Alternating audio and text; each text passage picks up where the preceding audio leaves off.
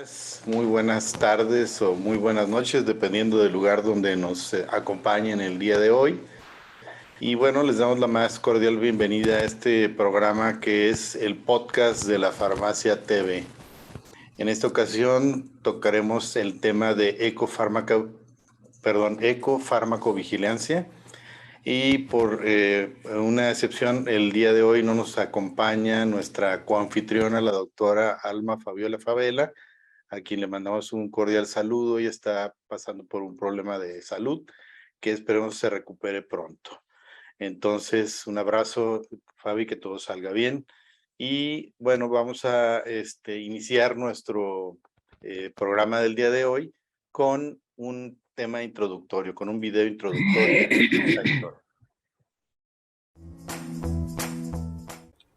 Ecofarmacovigilancia. La sociedad en general se preocupa ampliamente por su salud.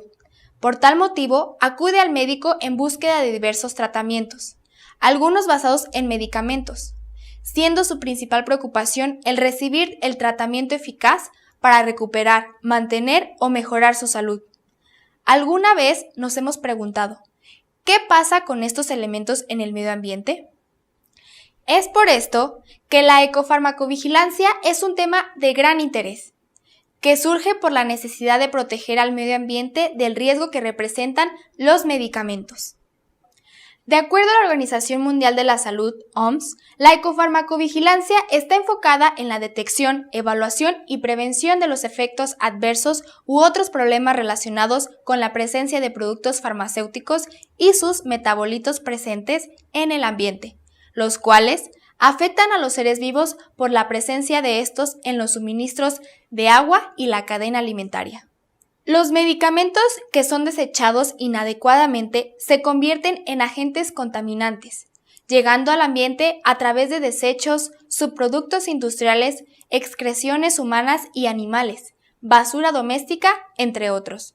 Se han observado que varios grupos terapéuticos tales como citotóxicos, antibióticos, hormonales, antiinflamatorios no esteroideos y antidepresivos desencadenan diversos efectos nocivos sobre la reproducción, la función renal, resistencia a antibióticos, desórdenes endocrinos en diferentes especies animales e incluso la muerte.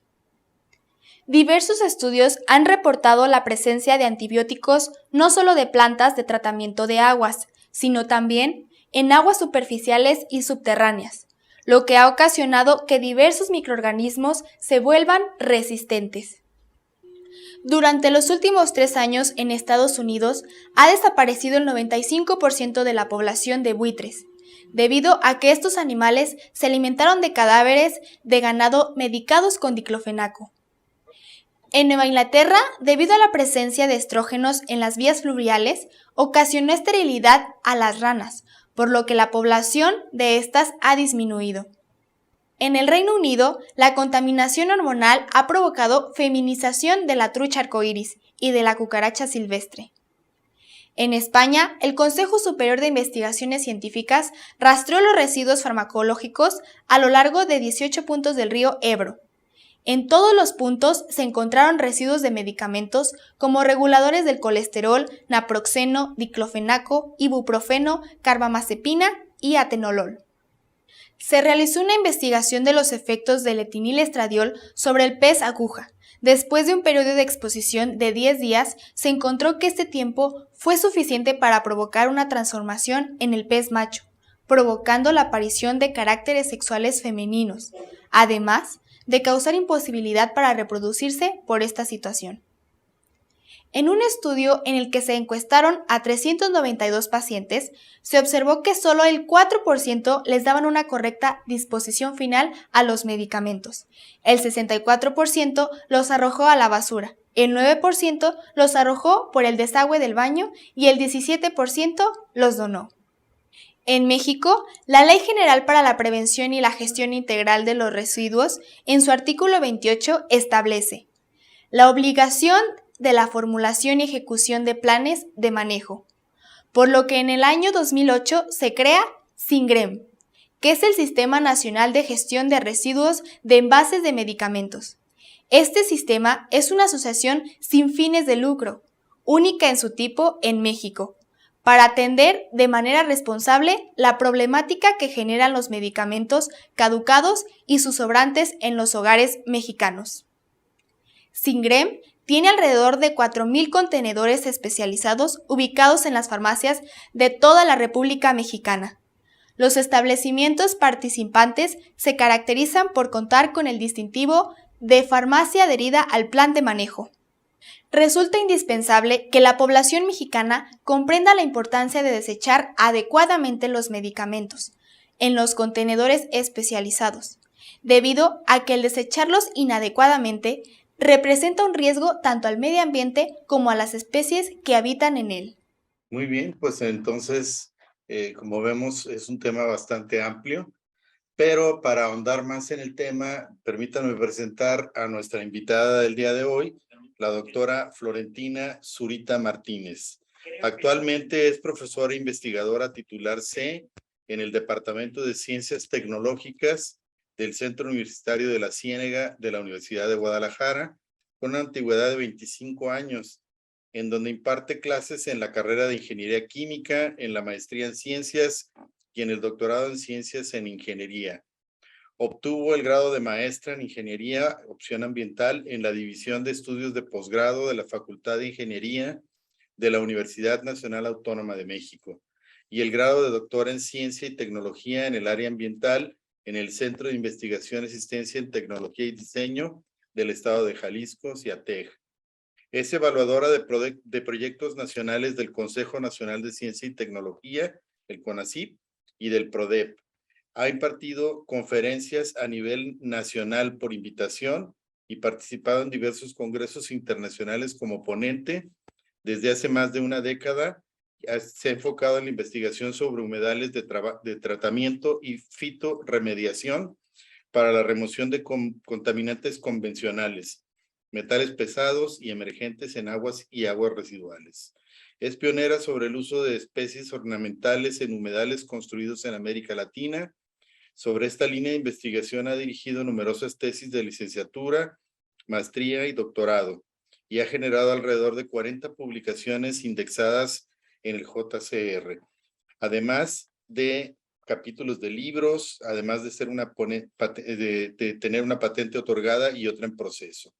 Es miembro del Sistema Nacional de Investigadores Nacional, a nivel 2, del CONACYT, y cuenta con perfil PRODEP. Actualmente es responsable del Cuerpo Académico Tecnologías para el Control de la Contaminación Ambiental con nivel consolidado.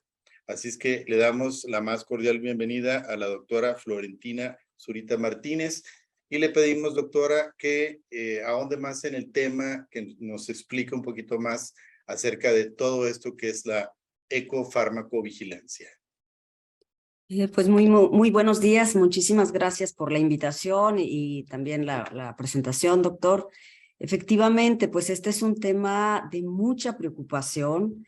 La ecofarmacovigilancia, pues son todas las actividades o engloba todas aquellas actividades que debemos de hacer como seres humanos, pues para prevenir todos esos efectos adversos que pueden ocasionar los fármacos una vez que los consumimos, ¿verdad? Una vez que los consumimos y llega al ambiente, principalmente en las aguas superficiales, ya que son los destinos finales de las aguas residuales.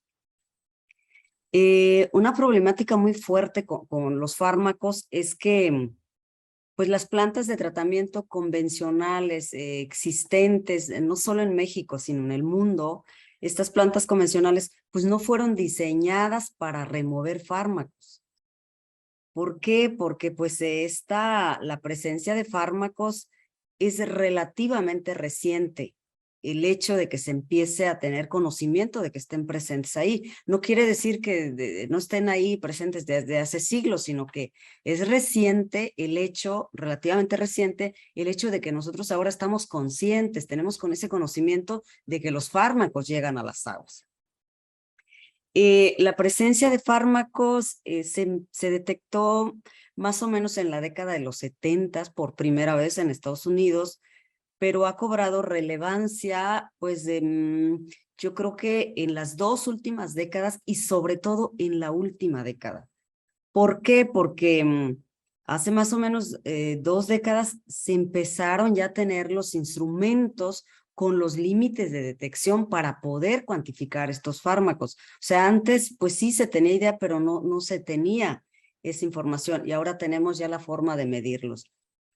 Y es así que ahora sabemos que en las aguas, no solo aguas residuales, existen o están presentes toda la diversidad de fármacos que consumimos, ya sea como compuestos originales o como compuestos pues ya metabolizados, ¿no? Los metabolitos o los productos de transformación de esos medicamentos que consumimos.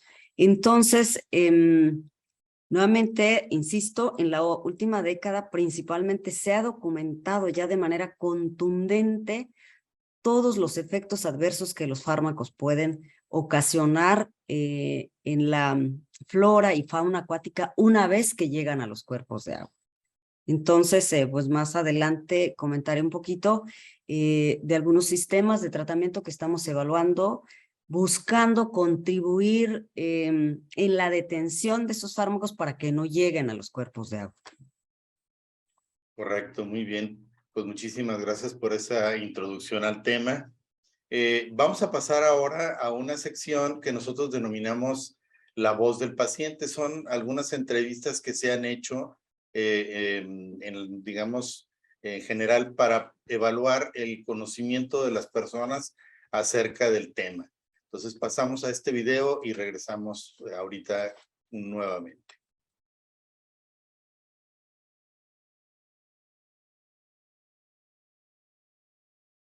También lo conocemos. Más o menos, ¿no? Totalmente no, Pues sí. pero más o menos tenemos idea. Sí. Bueno, al medio ambiente no sé, pero a uno siempre veo que hay contraindicaciones.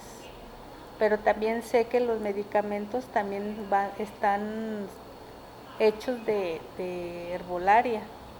Entonces no sé hasta dónde afecte al medio ambiente.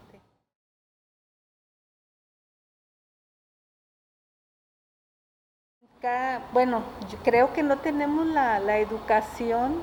Sabemos que las pilas hay en ciertos lugares, pero los medicamentos yo no he visto donde hay que depositarlos, los que ya no sirven. Los que tienen caducidad, pues no pasa de que entre los grupos de la colonia y eso se pasen los medicamentos, pero caducos nunca he visto yo. No. Sí, yo sí sé. ¿Dónde? Hay partes, como ustedes, aquí me fijé que tienen una, donde uno lo desecha, y en ciertas farmacias también lo tienen, donde puede uno desechar lo que no utiliza, lo que no va a utilizar desde, aparte de medicamentos, las pilas, varias cosas. Pero normalmente los medicamentos no lo hacemos así, ¿no? Sí. Es bueno tener una parte donde llegar esos medicamentos. Sería Porque, lo ideal. Normalmente Nosotros lo conocemos, yo lo conozco, pero mucha gente no conoce y es tirarlo a la basura.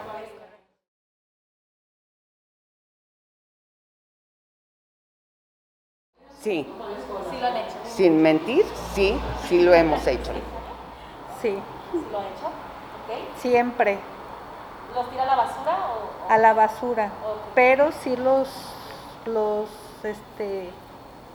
los tiro no enteros, sino que los deshago para que nadie los pueda volver a utilizar.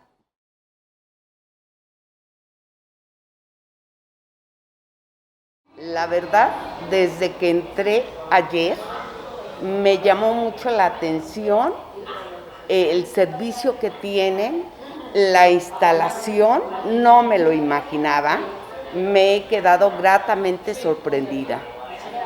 Por primera vez, mira, la verdad yo no sabía que había una farmacia que podía fraccionar los medicamentos. Yo tomo un medicamento que tengo que partir la pastilla a la mitad y casi siempre se me desperdician gramos y eso, y yo siento que no es la dosis adecuada. Esta farmacia me pareció excelente porque me voy con toda la confianza del mundo que la dosis que el doctor está recetando es la que me voy a tomar. Muy bien, pues como podemos observar, hay muchísimas dudas respecto a dónde desechar los medicamentos y qué afectan, ¿no? Y cómo afectan en este caso.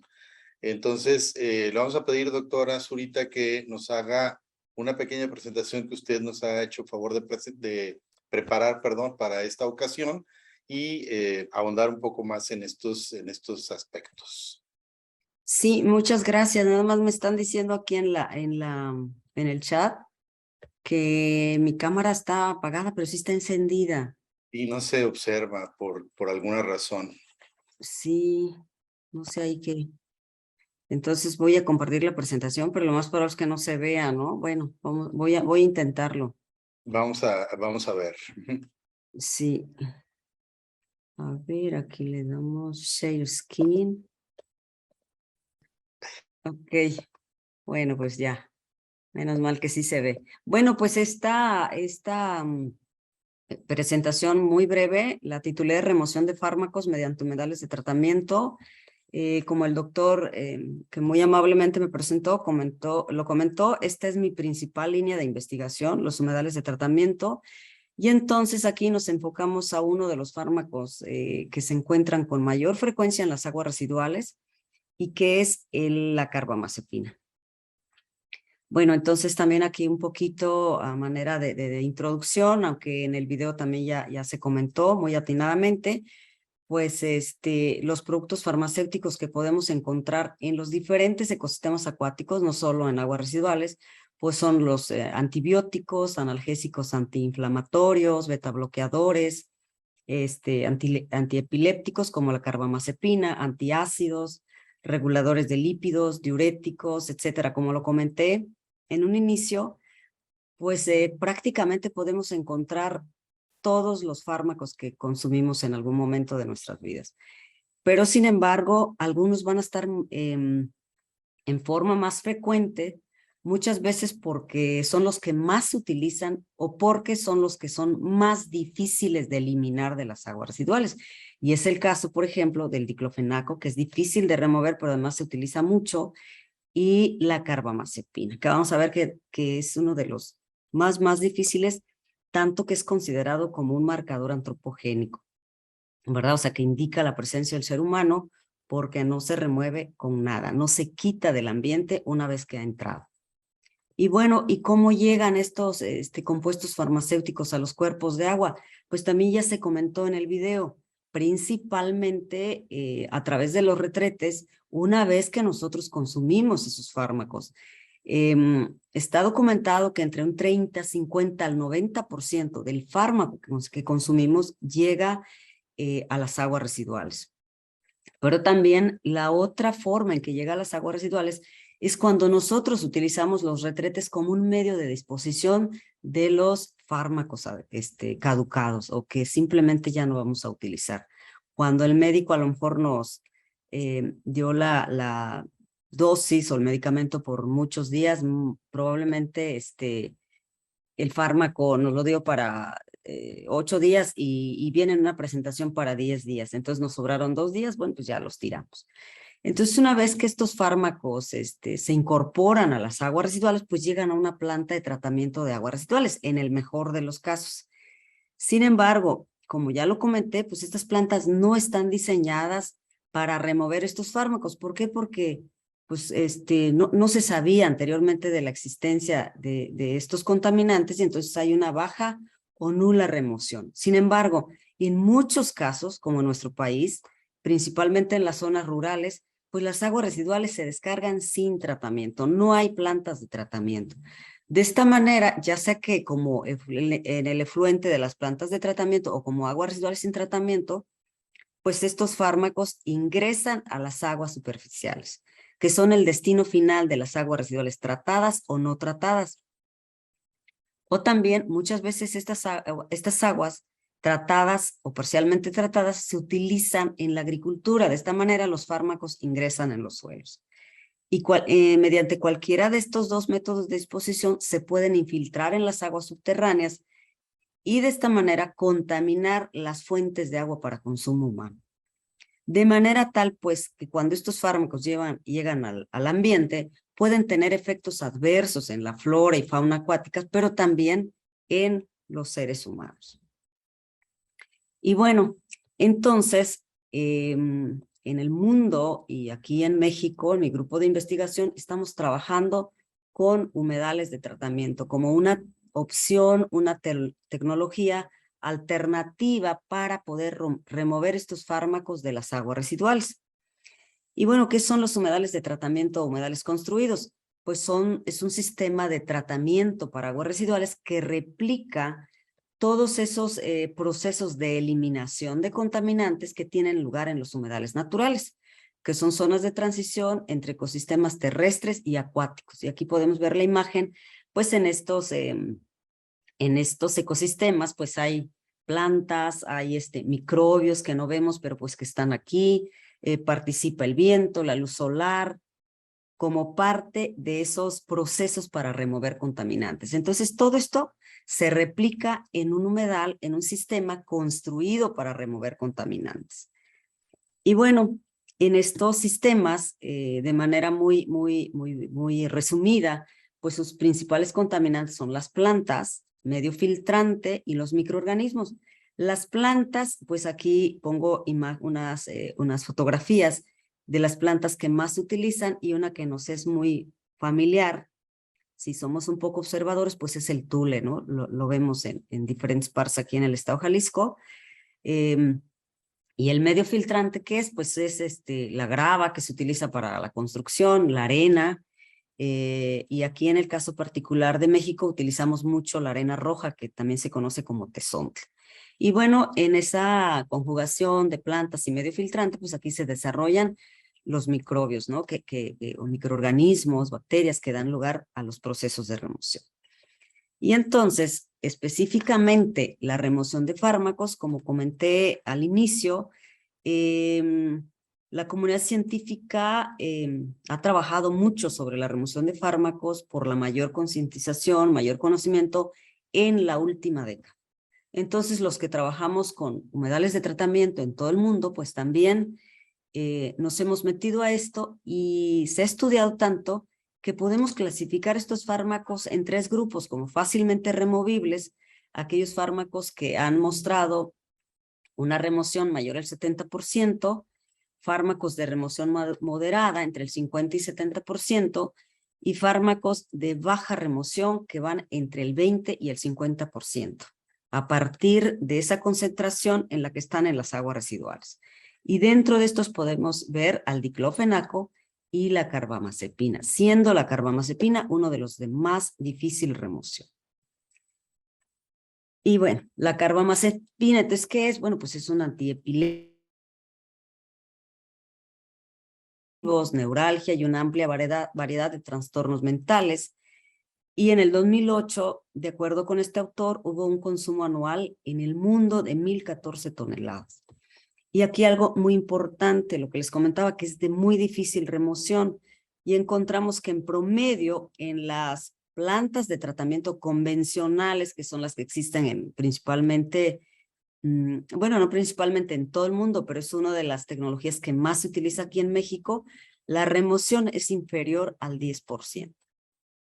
Y por lo tanto, como es de muy difícil remoción, pues se ha encontrado en aguas superficiales, subterráneas, agua de la llave, sobre todo pues en los efluentes de plantas de tratamiento, porque no se remueve, y pues hay muchos efectos reportados de este fármaco.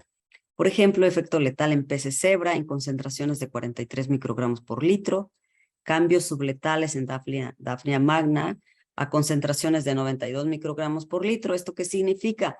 Pues que se ha encontrado efectos en la población, hay una menor resistencia a condiciones ambientales, hay un menor tiempo de vida, etcétera. Entonces, los impactos son contundentes. O sea, actualmente los impactos en la flora y fauna acuática de los diferentes fármacos, y en este caso particular de la carbamazepina, pues ya no hay dudas, ¿no? Ya no hay dudas y esto es una realidad. También se han encontrado cambios estructurales en branquias, hígado y riñones de carpas y efectos carcinogénicos para roedores ante una exposición aguda. Y bueno, ¿qué es lo que nosotros hemos hecho para remover este fármaco? Bueno, pues una de las primeras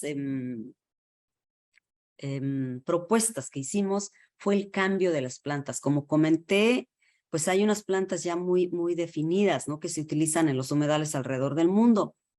Pero también, como se comentó en la presentación que me hizo el doctor, yo me he caracterizado por proponer el uso de especies ornamentales en este tipo de sistemas.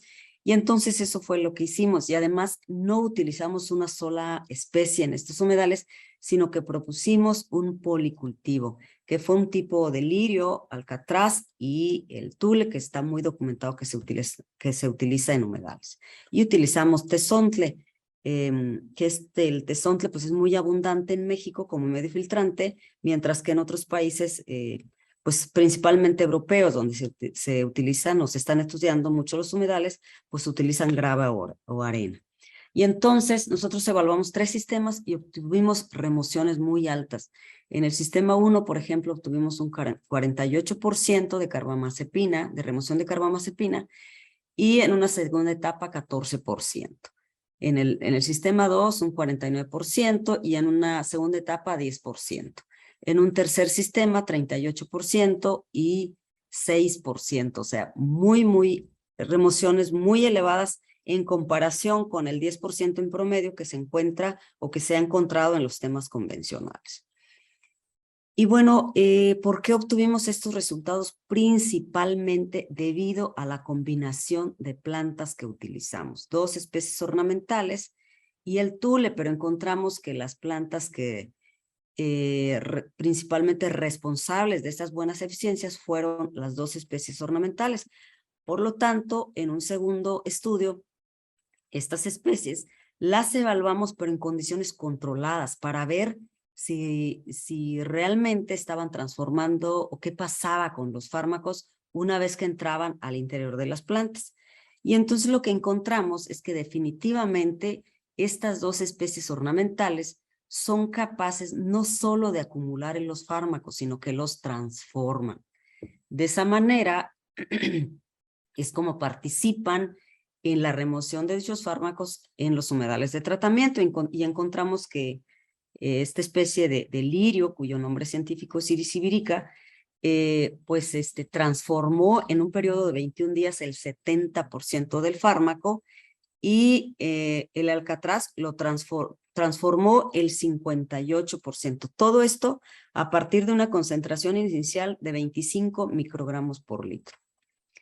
Y bueno, estos son algunos de los, 2 de los metabolitos principales en los que los transforma la planta, que es la epoxicarbamazepina y la dioxicarbamazepina.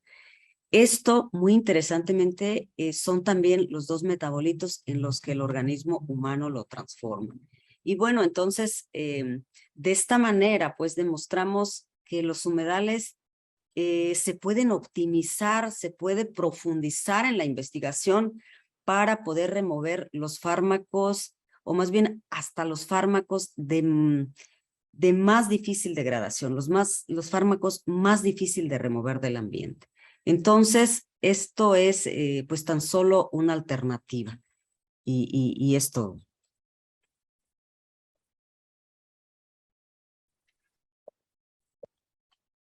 Muy bien, no aparece ninguna pregunta hasta el momento, pero a mí se me ocurre, bueno, aquí hay una, dice, bueno, que es muy interesante la investigación, correcto. Bueno, a mí se me ocurre en particular de lo que hemos sabido, pues que en nuestro país hay pocos estudios, pero algunos, en algún congreso me tocó observar algunos que se han realizado, sobre todo, ¿cuáles serían, digamos, los principales medicamentos contaminantes que nos encontramos en las aguas en México? ¿Tiene usted alguna información al respecto, doctora? Sí, muchas gracias por la pregunta. Fíjese que lamentablemente en México no hay muchos estudios sobre esto. En algunos reportes he leído que, por ejemplo, y eso hasta ya hace algunos años, probablemente actualmente el número sea mayor, pero en países como Francia, Alemania, en general, ¿no? En la Unión Europea han encontrado hasta 200 fármacos en los ecosistemas acuáticos, mientras que en México se habla entre 11 y 12. Algunos de los estudios, por ejemplo, realizados por un grupo de investigación del Instituto de Ingenierías de la UNAM, evaluaron la presencia de fármacos en las aguas residuales que proceden de la Ciudad de México y que se descargan en el Valle del Mezquital. Anteriormente, por ejemplo, ahí no había planta de tratamiento y actualmente ya hay una planta de tratamiento de aguas residuales en el Valle del Mezquital que trata la mayor parte de las aguas residuales que se generan en la Ciudad de México. Pero entonces se habla de alrededor de 11 y 12 fármacos detectados en ecosistemas acuáticos en México. ¿Por qué? ¿Por qué no hay tantos estudios? Porque lamentablemente trabajar con fármacos o en general con compuestos emergentes, compuestos orgánicos, es muy costoso. Hay que tener los equipos y entonces, pues muchas instituciones pues simplemente pues no le entran, ¿no? Muchos grupos de investigación quisiéramos hacerlo, pero al ser muy costoso, pues no le entramos, mientras que la cuantificación, evaluación de otro tipo de contaminantes convencionales, o sea, más estudiados, pues es más fácil de entrarle. Hay una pregunta interesante respecto a cuánto tiempo se lleva este proceso de captación a través de los humedales de los fármacos, digamos, de degradación de los mismos. Aquí lo manejan así. ¿En qué tiempo se lleva a cabo la degradación de los fármacos? Más bien se refiere, yo supongo, a el trabajo que hacen los humedales, ¿no? Sí, sí, me imagino, porque ahí, como comenté, pues los humedales de tratamiento son sistemas para tratar aguas residuales. Se conocen también como ecotecnologías, tecnologías sustentables, ya que a diferencia de los sistemas convencionales, pues estos sistemas no tenemos que realizar bombeos, oxigenación, sino que, por eso presento la imagen, ¿no? Son sistemas que replican lo que sucede en la naturaleza. Por lo tanto, una de sus desventajas es que los tiempos para que remuevan los contaminantes son muy largos. O sea, en comparación con un sistema de los activados, que es lo que cuando decimos sistema convencional, prácticamente estamos hablando de ese tipo de sistemas. Ahí las aguas residuales se meten al sistema y digamos, por no utilizar terminología muy técnica, pues en 4 horas más o menos el agua está tratada. En unas entre 4 y 8 horas. Mientras que en un humedal requiere de días, en un promedio de 3 días más o menos. O sea, el agua residual tiene que estar en promedio 3 días en el sistema para que obtengamos estas eficiencias que yo comentaba. Muy bien. Otra pregunta que se hizo, que bueno, también creo que se toca en el tema, pero sería importante aclarar es ¿cuál sería la forma correcta de desechar los medicamentos? Los medicamentos, bueno, pues lógicamente ahí hay que evitar que lleguen a las aguas residuales. Hay que evitar que lleguen a las aguas residuales. ¿De qué forma? Como sociedad, ¿cómo podemos contribuir? Pues justamente evitando, por ejemplo, algo muy sencillo, que los medicamentos caducos no los estemos tirando a los inodoros, ¿no?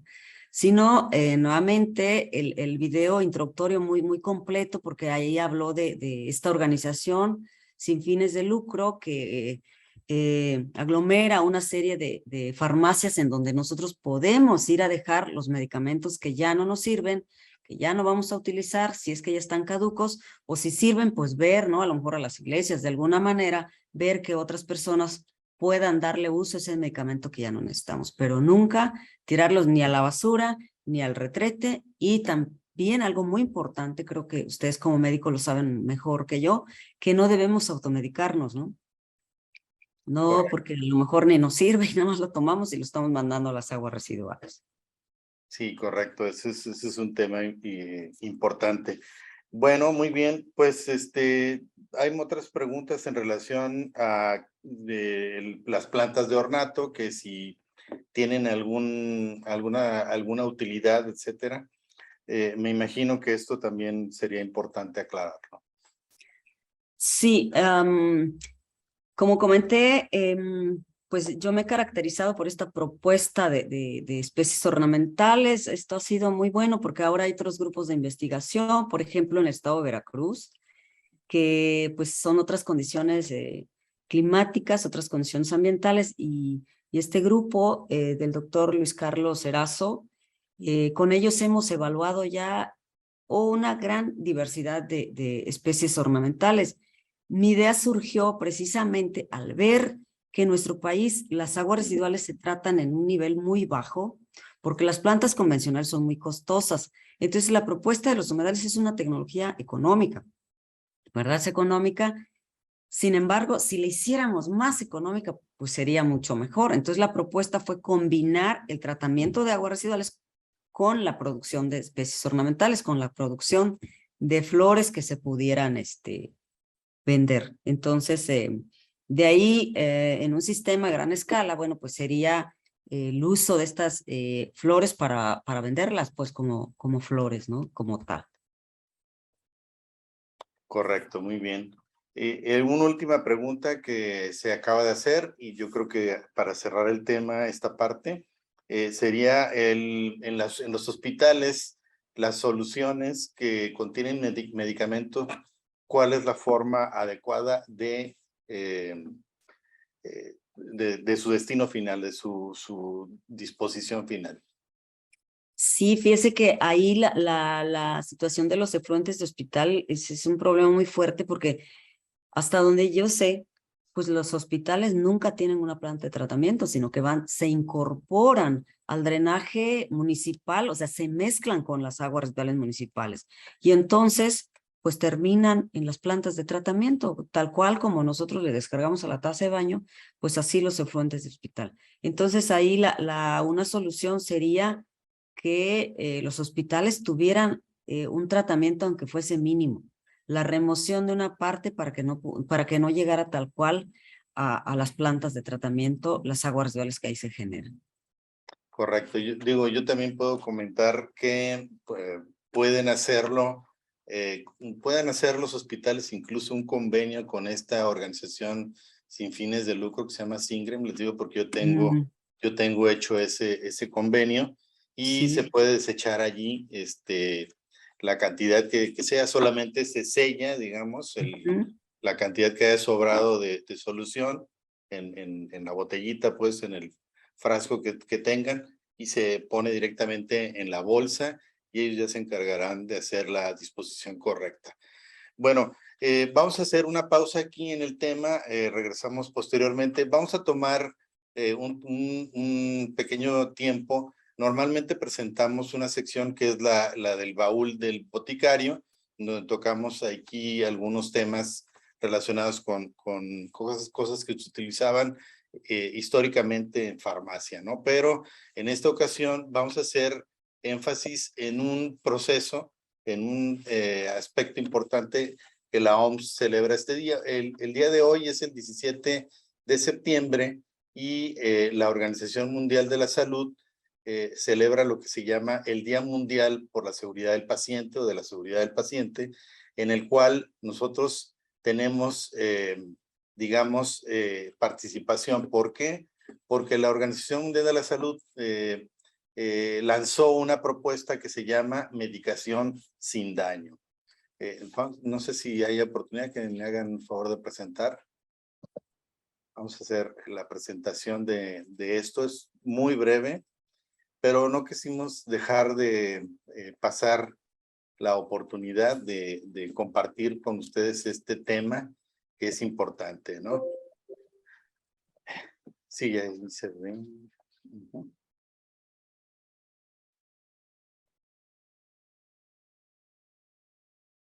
A ver,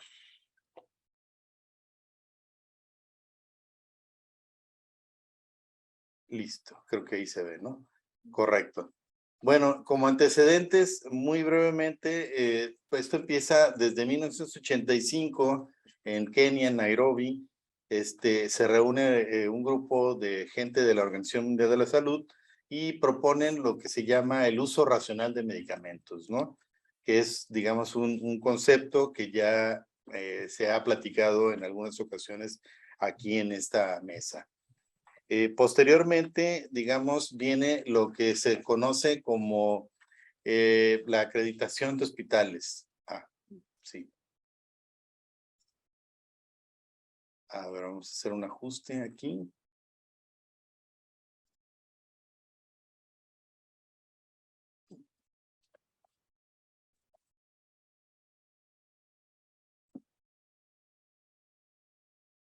A ver, vamos a ver. Estamos batallando aquí un poquito en el aspecto técnico, pero ahorita lo retomamos. Les decía, bueno, esta parte es importante. Entra lo que es la Joint Commission of Accreditation, que es la que sigue, por favor.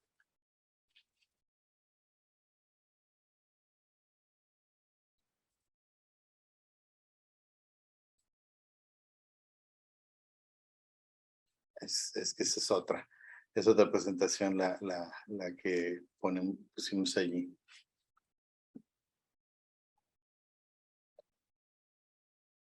Ok, bueno, y después del 2017 se lanza digamos, hacemos la historia, uso racional de medicamentos, la acreditación de hospitales o la certificación, digamos, de hospitales. Posteriormente surge el Instituto para el Uso Seguro de Medicamentos, el ISMP, y en el 2017 se lanza este reto, que es el tercer reto mundial sobre la seguridad del paciente, y el lema es, o la campaña es medicación sin daño. El objetivo es lograr que los medicamentos disminuyan el daño asociado a su uso en un 50%, y entonces se lanza esta propuesta en la cual se habla de la seguridad de los medicamentos de alto riesgo, de medicación segura en polifarmacia y en los niños también, por ejemplo, y medicación segura en las transiciones de los servicios, es decir, en los hospitales cuando pasan de un servicio a otro los pacientes. La siguiente, por favor.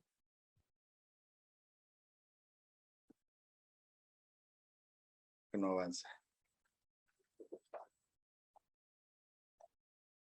Bueno, en términos generales va enfocada en tres rubros, bueno, en estos rubros principales que son los pacientes y la ciudadanía, los medicamentos, los profesionales de la salud y las prácticas relacionadas con la medicación. Y en ese sentido se toman algunas acciones específicas que, bueno, vale la pena retomar. La última sería donde vienen los 5 momentos. Más adelante, es esta. Correcto. 5 momentos claves para la utilización segura de los medicamentos, en la cual precisamente se nos hace esa recomendación. Es decir, antes de comenzar a tomar algún medicamento, pues consultar, ¿no? Las dudas. Cuando se toman los medicamentos, pues saber específicamente a qué horas tomarlos, si van con los alimentos, si no, digamos, si tiene alguna afectación con tomárselo con, no sé, café con leche, etcétera, ese tipo de detalles. Al añadir algún otro medicamento, prevenir que no exista una interacción importante entre los fármacos. Al revisar toda la medicación que se está tomando, porque muchas veces se agregan medicamentos herbolarios, y al finalizar algún medicamento, pues saber con qué se va a continuar y cuál se va a desechar. Básicamente esos son los puntos que yo quería tocar, y esto es el reto que la Organización Mundial de la Salud nos propone el día de hoy, que es el Día Mundial de la Seguridad del Paciente. Muy bien, pues no sé si hay algún comentario al respecto por parte. ¿Quiere usted comentar algo, doctora, en respecto a este tema?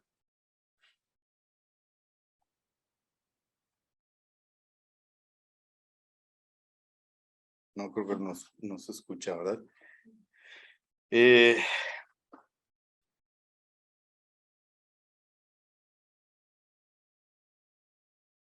bueno, entonces, para continuar entonces con la situación, queremos también platicar un poco de lo que es el Día Mundial del Farmacéutico, que se celebrará como todos los años el 25 de septiembre próximo. Y bueno, en relación a esto tenemos algunas testimonios, digamos, al respecto, ¿no? Sí, vamos a escucharlos.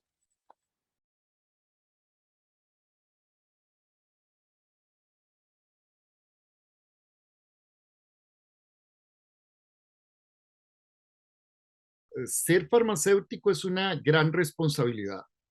El profesional en farmacia es un profesional de salud, es miembro del equipo de salud desde muchos puntos de vista, desde el área industrial, ¿verdad? Desde el área de investigación, de desarrollo, de formulaciones, hasta pasar a un proceso que el farmacéutico también está en otras áreas que quizás la gente no ve, no comprende, como el área de distribución o de asuntos regulatorios. Son áreas fundamentales en donde nosotros como profesionales en farmacia podemos brindar una garantía de seguridad al paciente. Desde que se investiga una planta medicinal, una sustancia activa, hasta que estamos formulando un nuevo medicamento, o bien se están haciendo todas las gestiones regulatorias para que este medicamento pueda tener acceso. Y otra gran área importantísima es el área asistencial, claramente. La farmacia comunitaria, esa farmacia que está cerca de la población, en donde no solamente es dispensar un medicamento, sino es revisar la dosis, la información de interacciones farmacoterapéuticas y dar incluso información y educación a los pacientes para un uso racional de los medicamentos. ¿Y qué decir del área hospitalaria? ¿Verdad? Entonces, para mí el farmacéutico es un profesional integral, es un profesional que aporta a la sociedad y que mejoramos la calidad de vida de la población a través del uso racional y seguro de los medicamentos. Bueno, básicamente que yo estudié farmacia porque quería saber cómo funcionaba una paracetamol y me di cuenta hasta básicamente que 4 años de carrera. Para mí ser farmacéutico es sinónimo de poder servir a la gente, de dar un trato, optimizar el apego a la medicación. Ahora es más que todo en la actualidad la labor de farmacéutico se ha vuelto más asistencial. Entonces, es un profesional muy accesible en toda Latinoamérica, ¿verdad? En cualquier escenario, pero para mí ser farmacéutico es una profesión de servir a los demás, ¿no? Servir al prójimo y en este caso básicamente que ayudar a nuestros pacientes a optimizar el apego al medicamento según sus dificultades y sus distintos problemas relacionados con medicamentos. Hola, ¿qué tal? Soy Fabiola Favela y para mí ser farmacéutico significa trascender en conocimiento a través del servicio y el amor a los demás, a través de la atención, a través de la empatía que se tienen con los pacientes para poder resolver sus problemas de salud. También es un aprendizaje continuo. Aprendemos de los pacientes, aprendemos de las experiencias con los médicos y de las enfermeras. Ser farmacéutico es ser el puente de enlace entre todos los profesionales de la salud y el paciente, con el objetivo siempre de mejorar la calidad de vida de los pacientes. Ser farmacéutico es una experiencia sin límites, ya que cada día nos encontramos con nuevas situaciones por resolver, con nuevos aprendizajes. Ser farmacéutico sin duda es lo mejor que me ha pasado. Para mí, ¿qué es ser farmacéutico? Pensaríamos que en el ámbito casi siempre lo relacionamos a estar con pacientes a nivel comunitario o hospitalario. Sin embargo, realmente el ser farmacéutico es una palabra muy bonita, pero que conlleva también un gran grado de responsabilidad, que lleva también siempre una actualización constante y un grado de ética que siempre debemos demostrar a nuestros pacientes y con cada persona con la cual estemos trabajando, sean alumnos o colegas como parte del equipo de salud, incluso los propios familiares de nuestros pacientes.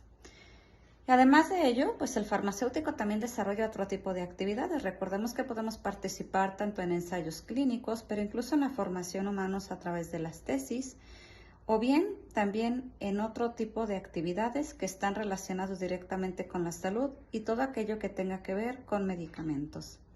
En realidad, si nosotros brindamos nuestra ayuda con ética y con humanidad, nos convertimos en un buen farmacéutico. Buenos días, espero que se encuentren bien.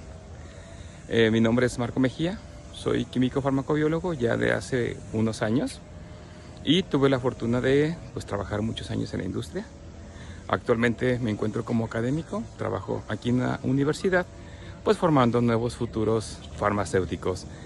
La pregunta es realmente interesante en el saber por qué soy farmacéutico, cuál es la importancia. El sector es muy importante considerar que nosotros diseñamos, dispensamos, fabricamos, analizamos, es decir, determinamos los aspectos de calidad de un producto que va destinado para la salud. Por lo tanto, al ser destinado para la salud, es importante considerar que va para un paciente. Esta función es importantísima porque estamos dejando la esperanza de vida en un ser. No somos médicos de primera línea, pero somos las personas que diseñamos ese medicamento que le va a ayudar al médico para que pueda tener una mejor calidad de vida, una supervivencia o simplemente eliminar una enfermedad mortal. Es mi labor, por eso soy farmacéutico, es un orgullo serlo.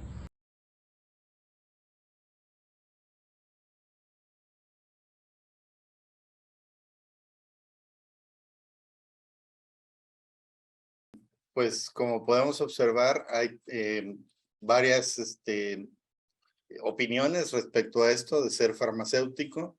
Yo también soy farmacéutico, orgullosamente les puedo decir que nuestra colaboración con el trabajo diario es precisamente cuidar la salud de los pacientes a través de nuestra intervención específica.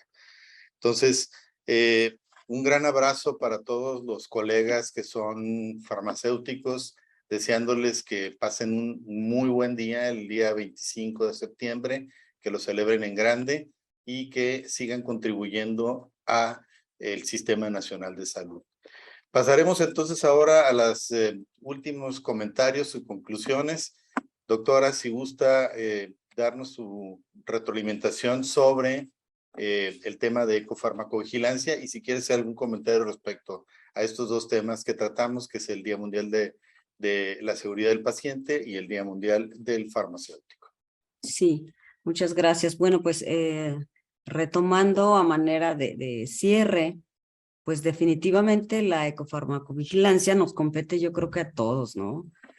Cada quien desde las diferentes trincheras, desde los diferentes ángulos en los que nos movemos, a lo mejor como científicos, como profesores, pero creo yo que sobre todo como sociedad. O sea, como sociedad debemos de estar conscientes y también aprovecho para felicitarlos por divulgar este tipo de temas, porque de esta manera pues la información le puede llegar a un sector más amplio de la sociedad, ¿no? Porque solamente con conocimiento, con información, es como podemos hacernos conscientes de que estamos como especie, los seres humanos, estamos causando realmente estragos en el ambiente, ¿sí? Y entonces, mientras una mayor población se haga consciente de un manejo adecuado, cuando hablamos de consumo de medicamentos y su disposición, bueno, pues en esa medida contribuiremos a la solución de esta enorme problemática que estamos causando. Porque al final, si vamos evaluando y estudiando todo lo que sucede en el ambiente, al final los afectados somos nosotros. O sea, al final todo se nos revierte, pues. ¿Qué pasa? Que ya hay bacterias resistentes a los antibióticos y entonces, ¿qué va a pasar, no? Hablando de ese papel tan importante desde los farmacéuticos, bueno, pues yo creo que van a tener que reinventar y crear cada vez otro tipo de antibióticos, pero quién sabe hasta dónde podamos llegar, ¿no? Porque estamos creando bacterias resistentes a los antibióticos cuando estamos descargando todos estos fármacos. Por otro lado, estos fármacos también están ingresando a la cadena alimenticia. Entonces estamos consumiendo alimentos de origen vegetal, de origen animal, todo lo que está en el agua, lo estamos consumiendo. Y entonces, pues todavía no se sabe con niveles muy contundentes cuáles son, o no cuáles son, sino en qué nivel, en qué grado todos estos fármacos que estamos consumiendo en concentraciones muy bajitas, pero a lo largo de mucho tiempo, ¿cuáles son los daños que nos pueden causar? Por ejemplo, podemos hablar del cáncer, ¿no? Que es multifactorial. Ya hay indicios que muchos de estos fármacos, eso nos pueden estar ocasionando, pero todavía no se sabe de manera contundente, porque son tantos que no sabemos. Y entonces ahí, nuevamente, regresamos al punto de partida. ¿Qué tenemos que hacer como sociedad? No utilizar los inodoros como lugar de descarga o de disposición de medicamentos caducos o que ya no utilizamos. Tomar las dosis adecuadas, y ahí retomamos el papel del farmacéutico, ¿no? Que también yo aprovecho para felicitarlos. Definitivamente juegan un papel muy importante, y yo creo que ahora con esto de la ecofarmacovigilancia, pues sus funciones se deben extender todavía más, ¿no? Entonces mi felicitación para ellos. Muchas gracias. Al contrario, doctora, muchísimas gracias por acompañarnos, por darnos todo compartirnos su trabajo y hacer conciencia en la audiencia que en este caso nos acompaña acerca de la disposición final adecuada de los medicamentos. A propósito de esto, les vamos a compartir una, digamos, encuesta que también pueden ustedes precisamente hacer o compartir con sus allegados, con sus contactos, en donde precisamente se informa acerca de cómo hacer o qué se sabe acerca de la disposición final de los medicamentos. También les recordamos que está la Liga para la Constancia, que pueden ustedes ver en el chat, y también la pueden ver a través de todo lo que son las redes sociales de la Farmacia TV. Bueno, pues sin más, agradecemos la confianza de ustedes el día de hoy. Les pedimos que estén pendientes y los invitamos a el tema de del próximo mes, que tiene que ver con, digamos, todo el marco legal, la regulación sanitaria, etcétera, que tiene que ver con la farmacia y la industria farmacéutica, ¿no? Todo esto que nos regula a nosotros y que es muy importante conocer. Entonces, les agradecemos su presencia el día de hoy y muchísimas gracias a todos los que participaron.